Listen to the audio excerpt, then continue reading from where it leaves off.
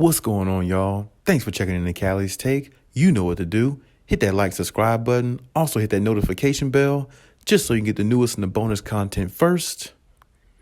But hey, let's just go ahead and jump right in. Draymond Green speaks on the Clippers, and he speaks about, how much of a threat they are to the Warriors actually going into next season. And I think Draymond Green has a great point. The Clippers are very stacked. They're very loaded. They have a lot of good pieces. And like I said, really they're continuing their journey in this offseason to add to what they have, because they definitely need another big man. And they definitely use maybe, one or two more pieces maybe that I think definitely need a big man if they want to add somebody else, just to make their depth more well-rounded, they can't really make it more well-rounded than what it is, but they can always add to what they have to see if it can, better their chances, of course. So I'm liking what the Clippers have. I like their team overall myself. I like the defense that they have more than anything. I mean, Kawhi, PG, you got Norman Powell. You got Robert Covington, who could play D. They re-signed Nicholas Batum, definitely a 3-and-D guy. And they got some other pieces there. Marcus Morris is still there. He could play some defense. Let's see. They got, Terrence Mann. He's another one that plays defense. And even Luke Kennard, surprisingly, on defense, he's pretty feisty, or can play. He moves his feet pretty well himself on defense. So, they got some pieces on defense. And that's the main thing I look at when I look at championship caliber type teams. What do you look like on the defensive end? Can you stop anybody when you need to, or make certain stops at times during games when you need to allow your team to play to that level? You see what I'm saying? So when you do that, or when you have that type of ability and you're able to score at a pretty high clip, that definitely makes you a contender for a championship. So I think Draymond Green is right on the head. And, Draymond speaks about, their coach more than anything. He said in his statement that Ty Lue is arguably the best coach in the NBA. And it's really true. I mean, he might be the best coach in the NBA. I mean, based upon what he had last year on the floor, nobody thought they would be good enough to even at least contend to even be in playoff contention or play in tournament contention, especially when Paul George went down. But even still, through all that, they found a way to be an effective team. They found a way to be a team that, a lot of people didn't look at as a welcome mat, a team that they could just walk all over just because Kawhi and PG wasn't there. The whole point was that Tyler was implementing was, don't let teams walk all over us. We're still going to fight. We're still going to give it everything we got. And we're still going to be, competitive every single night. And that's my thing with Ty Lue. And I think that's one thing that doesn't get talked about enough about the Clippers, about how good of a team they are. They got a really good team, but they also got a really, really good coach. I mean, a coach who knows how to press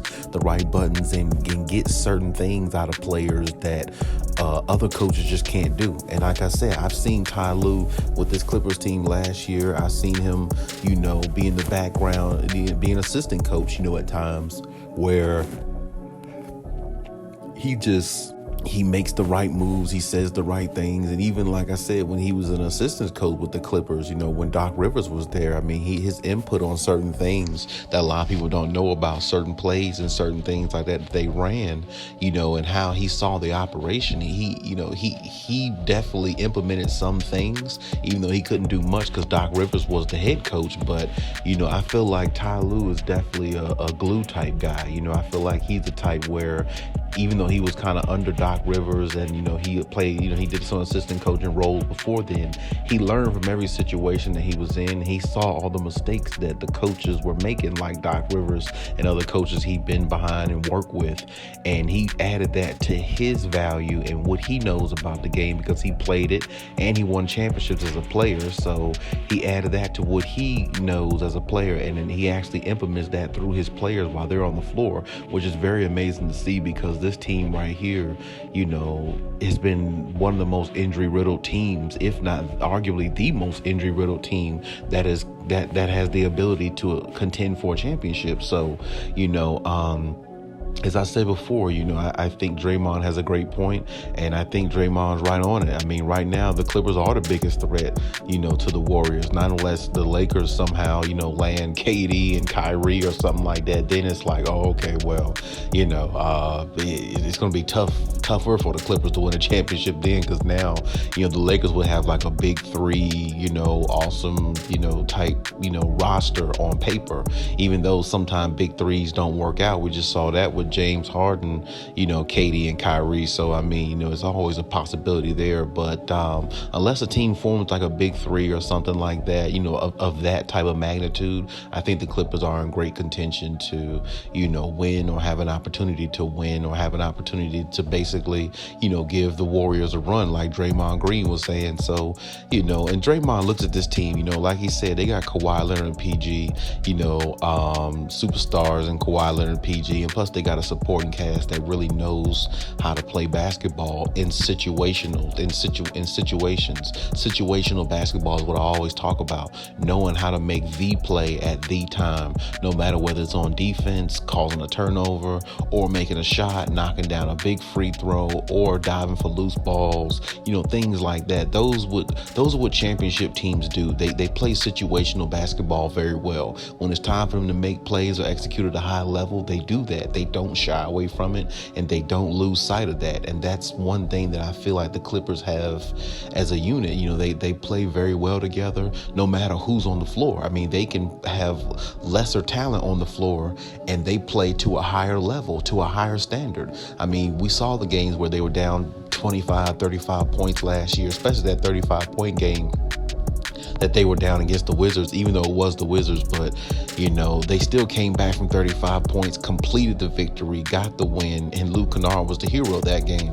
And, he was a hero quite a few games, and then they had some other supporting cast off the bench, like Amir Coffey, which I'm glad they gave him an opportunity to re-sign, bring Amir Coffey back, because I think he's a big part of, he could be a big part of, their bench going forward, because this dude can definitely score. So, I mean, now they got another scorer off the bench that they actually trust.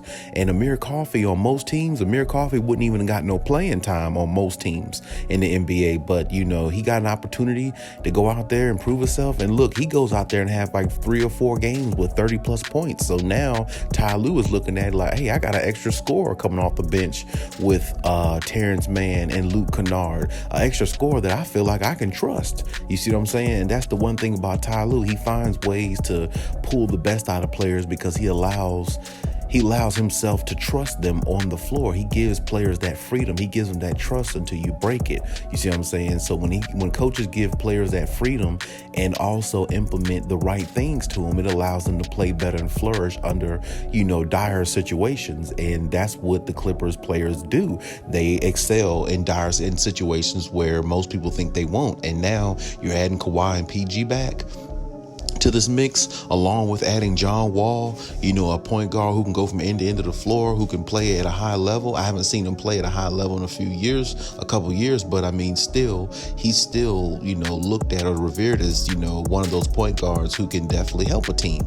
And definitely, if he's got anything left of what he had in the Wizards days, well, he definitely can help a team be really good, because like I said, he can push the pace. And like I said, he can give you 8-9 assists a game with about 20 points a game. So, I mean, now you got a point guard who, if Ty Lue gets him on the right page and get him in the right mindset of winning and how to win and how to play in that type of formula of winning and implement that in his mind and his gameplay, now John Wall could be a championship caliber point guard. And that's something different than even what he was back in the day. That's taking his talents to another level. So we'll see what happens with the whole thing. But I definitely agree with Draymond that this team is definitely loaded. This team is definitely the one to, fear, or one of the teams to fear in the NBA going forward, or in the Western Conference, for them to get back out of the Western Conference, in which the Warriors are hoping that they do. But it's standing in their way is definitely the Clippers, and that's definitely a huge threat to them. So I definitely agree with Draymond. We just have to see,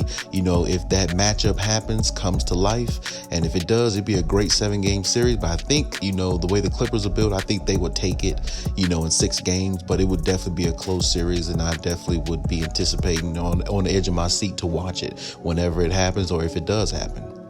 But hey, that's my take on everything. Leave any comments in the comment section. Check out my other videos as always. And hey, Khaliis out.